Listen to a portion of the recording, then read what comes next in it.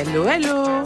Bienvenue sur Jésus Talk, votre rendez-vous d'échange hebdomadaire. Dans ce nouveau podcast, nous allons explorer ce qu'est la grâce de Dieu, qui est liée au sacrifice de Jésus à la croix. C'est un élément central de la foi chrétienne.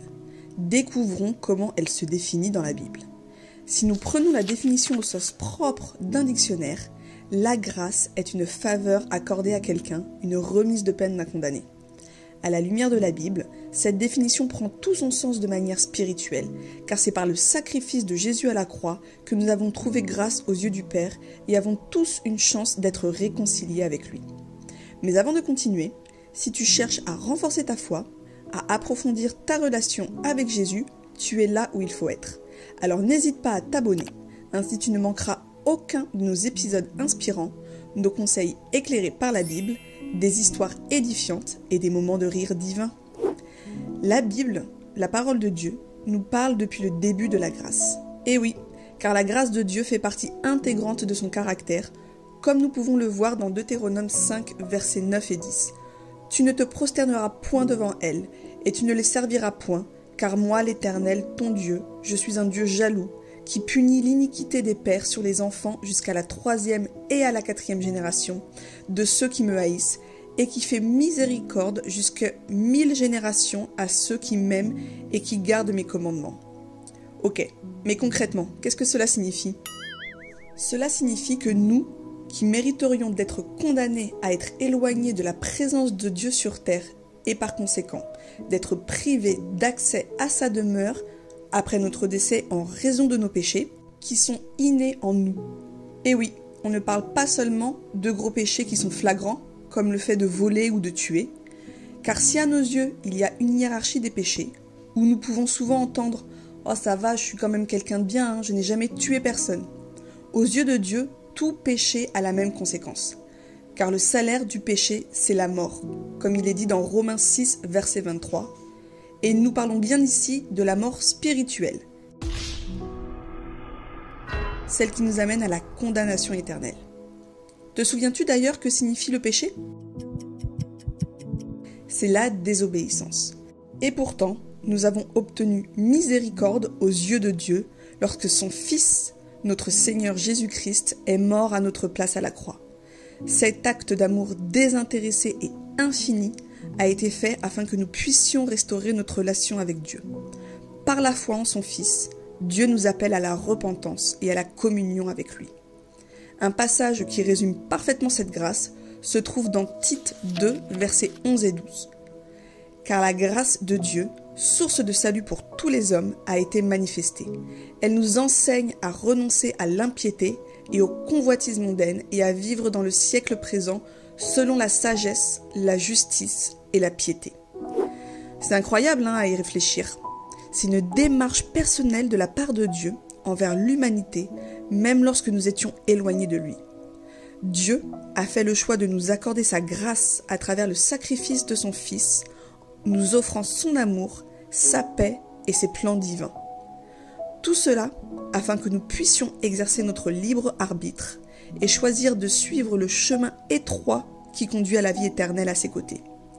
Son désir est que sa demeure céleste ne soit pas vide, mais que nous soyons en permanence dans sa présence.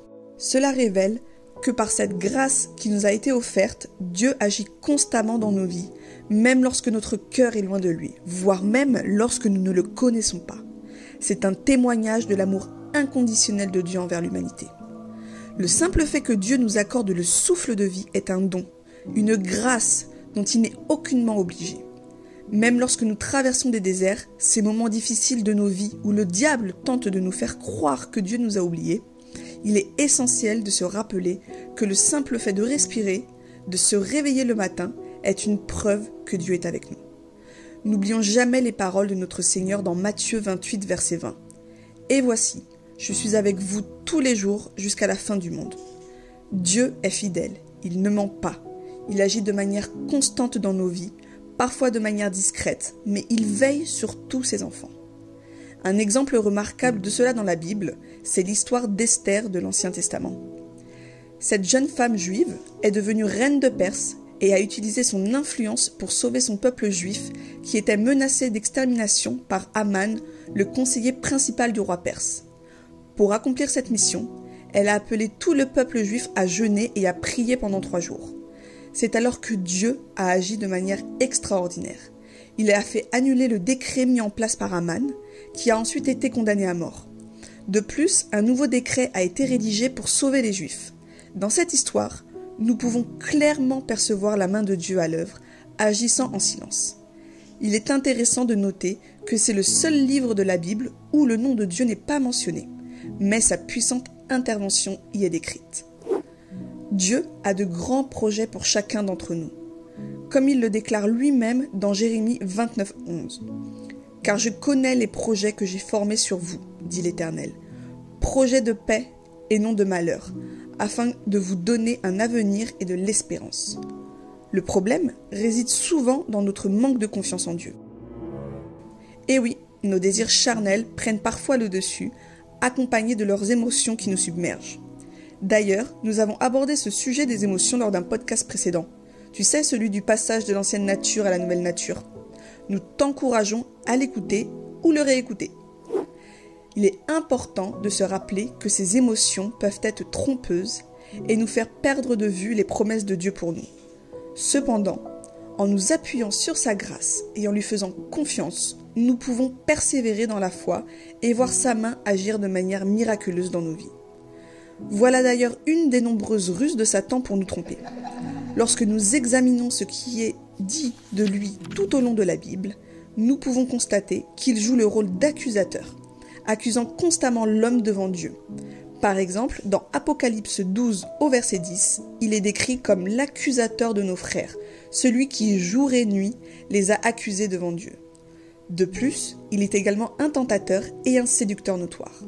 On se souvient tous de la chute de l'humanité, lorsque Ève et ensuite Adam ont succombé à la tentation en mangeant le fruit défendu, ou encore ses tentatives pour séduire Jésus dans le désert, en essayant de lui offrir les richesses du monde terrestre.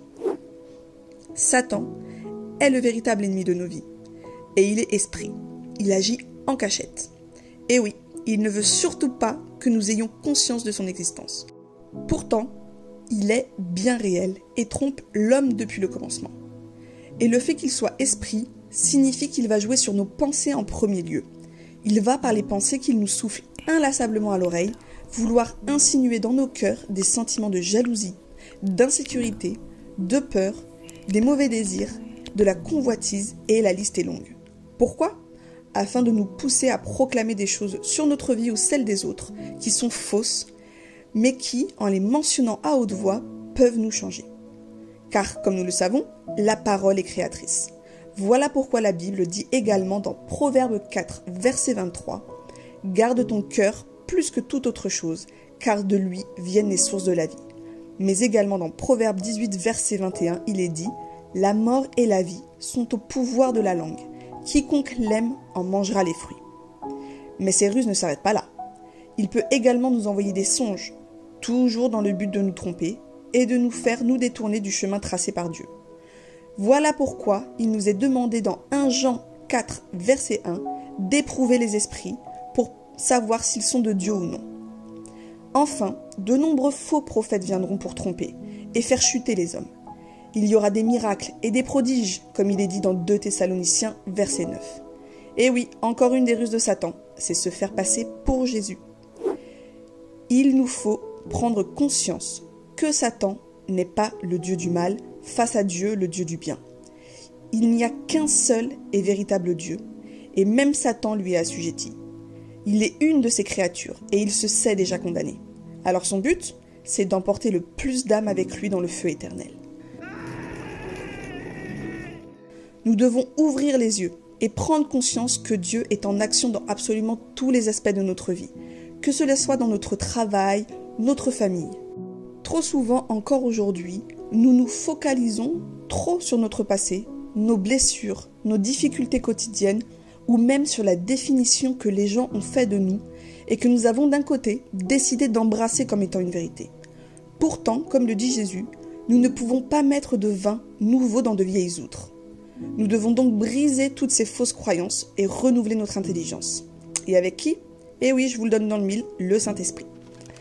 Il est la figure de la Trinité restée sur terre pour nous servir de guide. Voilà pourquoi il est important de demander l'aide du Saint-Esprit, d'apprendre à l'écouter, car cela sera finalement notre manière de marcher pleinement par la foi. Nous ne voyons pas toujours ou ne comprenons pas toujours les plans de Dieu. Souvent, nous avançons à l'aveuglette avec lui, car Dieu sait tout contrairement à nous. Mais c'est ce qu'il nous demande, c'est de lui faire confiance, et c'est là qu'il faut accepter de lui laisser le contrôle total. Et cela ne peut être fait qu'en se laissant conduire par l'Esprit Saint. Jean 16, verset 13 dit « Quand le Consolateur sera venu, l'Esprit de vérité, il vous conduira dans toute la vérité, car il ne parlera pas de lui-même, mais il dira tout ce qu'il aura entendu, et il vous annoncera les choses à venir. » Toute la Bible nous montre et nous dit que nous ne devons avoir peur de rien. Pourquoi ? Car c'est Dieu qui est aux commandes. C'est lui qui agit et son esprit intercède pour nous. Romains 8, verset 26 dit « De même aussi l'esprit nous aide dans notre faiblesse, car nous ne savons pas ce qu'il nous convient de demander dans nos prières. Mais l'esprit lui-même intercède par des soupirs inexprimables. » Et nous ne pourrons comprendre tous ces passages que si nous méditons la Bible avec l'aide du Saint-Esprit. Alors ayons confiance en Dieu. Cessons de le limiter. Car quand nous limitons Dieu, nous laissons Satan avoir une emprise sur nous. Et oui, ce n'est que de notre fait de le laisser avoir ce pouvoir sur nous. Mais n'oublions pas que rien n'est impossible à Dieu. Et rien n'est impossible à celui qui place sa foi en Dieu. Nous appartenons à Christ. Nous avons l'Esprit Saint qui vit en nous. Et de ce fait, nous savons que Dieu nous donne toute victoire dans nos difficultés.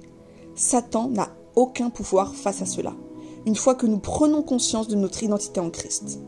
Rappelons-nous que Dieu nous laisse toujours le choix, mais que sa volonté est de pouvoir agir dans notre vie pour nous permettre de vivre de ses projets, qui sont des projets de paix et de joie.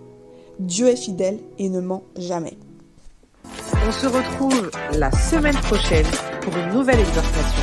Passe une belle semaine avec le Saint-Esprit.